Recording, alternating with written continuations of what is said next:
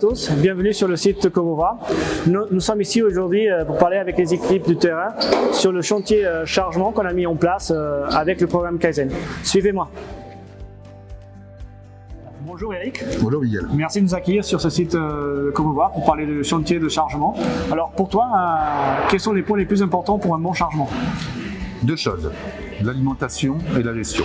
L'alimentation, il faut tenir compte, à mon sens, de la capacité service par expertise de l'atelier, de façon à bien charger les effectifs en fonction de leur technicité.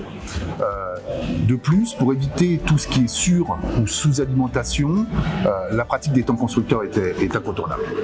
Ensuite, concernant la gestion, il faut à un moment donné que le chargement soit accessible, soit visible des opérateurs et soit matérialisé par un support tel qu'un tableau qui peut être soit informatique, soit physique.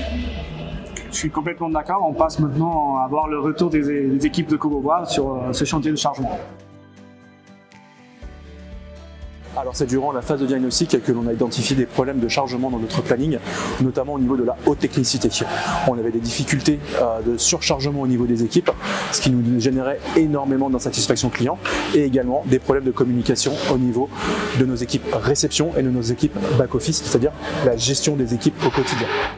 Nous avons redessiné le tableau de chargement pour une meilleure communication entre le service réception et l'atelier mécanique, où nous avons différencié avec différentes couleurs des véhicules à faire, à lancer que nous donnons aux mécaniciens qui se présentent en partie verte.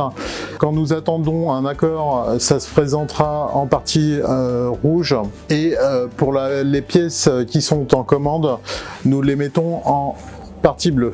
Il y a une particularité aussi pour les techniciens électromécaniciens et Cotec avec les FIC que nous mettons en jaune pour l'attente des retours du service technique Renault.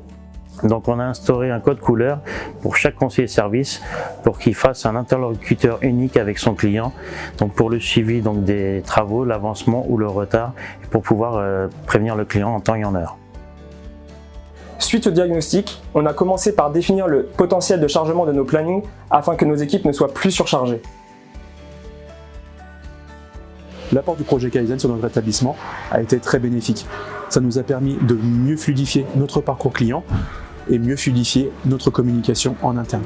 Au moment de la clôture du projet Kaizen, nous avons constaté une augmentation de 5% de la productivité de nos équipes, 7% de nos entrées clients, et nous avons augmenté aussi nos gains qualité de 10%. Donc on peut se dire que l'apport du projet Kaizen a été une véritable réussite sur notre établissement. Alors, moi le programme Kaizen, ça permet déjà de poser le cadre au niveau atelier, de fluidifier toute la partie interservice entre le rent et puis la partie pièces de rechange, impliquer l'ensemble des collaborateurs, donner du sens à la démarche, et tout ça dans l'objectif d'augmenter notre productivité et puis surtout la satisfaction du client. Notre visite sur le site Comova touche sa fin. Un grand merci au directeur et aux équipes de nous avoir accueillis et à très bientôt.